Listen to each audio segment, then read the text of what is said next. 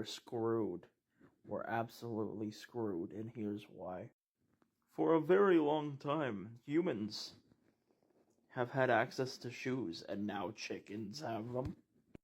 Listen, I don't make the rules. Scientists need to get on this.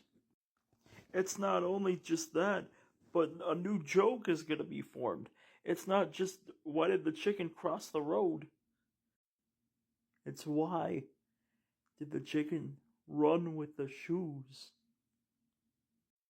We are living in the end times, folks. The end times. Save yourselves!